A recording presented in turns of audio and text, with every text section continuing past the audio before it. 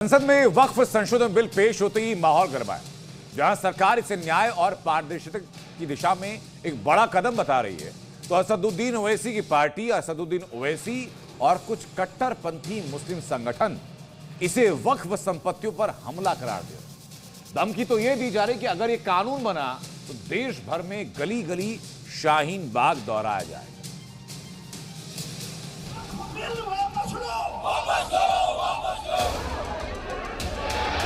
तो सिर्फ मुसलमानों पे ही क्यों है ये? मुसलमानों के धार्मिक मामले गवर्नमेंट उसमें डायरेक्ट इंटरफेयर कर रही है। सब कुछ इन्हीं के हाथ में है, कुछ भी कर सकते हैं।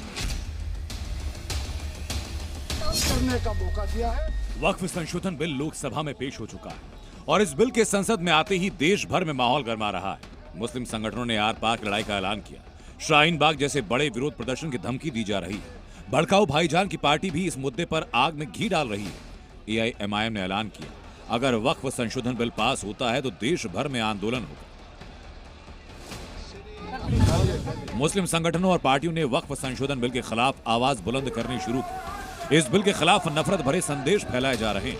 सबसे पहले पोस्ट देखी जो AIMIM नेता शोएब जमई ने किया और लिखा कि अगर वक्फ बिल जबरन मुसलमानों पर थोपने की कोशिश हुई तो देशव्यापी आंदोलन होगा और शुरुआत दिल्ली से होगी। पिछली बार आंदोलन जहां से खत्म हुआ था, शुरुआत वहीं से होगी। यानी मैसेज ये देने की कोशिश कि अगर बिल आया तो शाहीन बाग फिर दोहराया जाएगा। दिल्ली के मुसलमान भी वक्फ बिल का विरोध कर रहे हैं और इसे वक्फ की संपत्ति छीनने वाला बता रहे हैं। ईद की बात कर रहे हैं ना, मुसलमानों जो छोटे भैया छोटे छोटे भैया बदतमीजी कर जाते हैं कौम के बारे में, किसी पर कोई लगाम नहीं लगती। हित की कानून बिल ला करके, संशोधन बिल ला करके हित करेंगे, उसमें कैसा हित हो जाएगा आप बताएं? उसमें तो आप कब्जा करना चाह रहे हैं किसी की चीज पर। जो जमीनों के कागजात वक्फ बोर्ड के पास नहीं है, सरकार उसका अधिग्रहण करेगी और उस अधिग्रहण करने के बाद सरकार उस जमीन से किसी मुसलमान को तो फायदा करने वाली है नहीं, जबकि वो जमीन तो मुसलमानों की ही है ना। पूरा हिंदुस्तान इससे डरा हुआ है, इस सरकार से, और हमें ये है कि ये नहीं पास होना चाहिए। ऐसा कुछ नहीं है, ऐसा हित तो किसी का भी नहीं है। वक्फ बोर्ड को लेकर दशकों से विवाद है। आरोप ये कि वक्फ संपत्तियों पर मनमानी का खेल है और कई जगहों पर इन्हें गैर कानूनी तरीके से हथियाया गया। सरकार ने अब इसमें पारदर्शिता लाने और नियमों को सख्त करने के लिए वक्फ संशोधन बिल लाए। इस बिल के तहत वक्फ बोर्ड की संपत्तियों की जांच होगी और सुनिश्चित किया जाएगा कि इनका इस्तेमाल सही हो। अब सवाल ये, अगर सब कुछ सही है तो फिर इस बिल से इतनी परेशानी क्यों? ये जो जगह है ये दान की भी जगह है, इस पर सरकार को दखल पहली बात तो देना नहीं चाहिए था। जो जगहें दी हुई हैं हिंदू ट्रस्टों ने भी, तो उस पर क्या हो रहा है? ये किसी पे नहीं हो रहा, तो सिर्फ मुसलमानों पे ही क्यों है ये? धार्मिक मामलों में जितने भी धार्मिक मामले गवर्नमेंट उसमें डायरेक्ट इंटरफेयर कर रही है, जबकि ईसाइयों में है, सिखों में है, हिंदू भाई हैं, उनके किसी मामले में सरकार कोई इंटरफेयर नहीं करती। मुसलमानों के हर मामले में सरकार इंटरफेयर करती है और उससे अभी तक कोई फायदा नहीं हुआ है मुसलमानों को। कम्युनिटी इन्हीं के हाथ में है, सब कुछ इन्हीं के हाथ में है, ये कुछ भी कर सकते हैं। इससे जो है मुसलमानों का क्या, मैं तो कहता हूँ भाई पूरे देश का ही नुकसान है, इससे मुसलमानों को कोई फायदा नहीं है।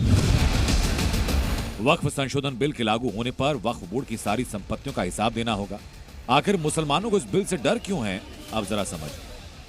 दावा ये कि वक्फ बोर्ड की 90% से ज्यादा जमीनें अवैध हैं। इन जमीनों के कानूनी दस्तावेज मौजूद नहीं। जब वक्फ संशोधन कानून बनने के बाद अवैध मस्जिद और मजार छोड़ने होंगे और वक्फ की मनमानी पर रोक लगेगी। आज के टाइम में ये सरकार एक तरफा काम कर रही है, संविधान के अनुसार काम नहीं कर। हमारी चीज है, हम उसके ऊपर अगर हमारे ऊपर ऑब्जेक्शन लगाएंगे तो हम तो उस पर विरोध करेंगे।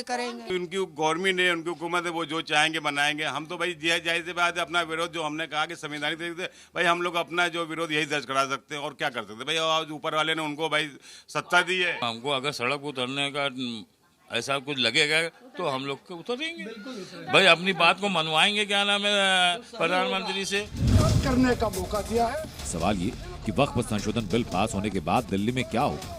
क्या एक बार फिर शाहीन बाग जैसे हालात बनेंगे या हंगामा थम जाएगा? सबकी नजरें इसी पर हैं। राजू राज और प्रीति श्रीवास्तव के साथ ब्यूरो रिपोर्ट, जी मीडिया।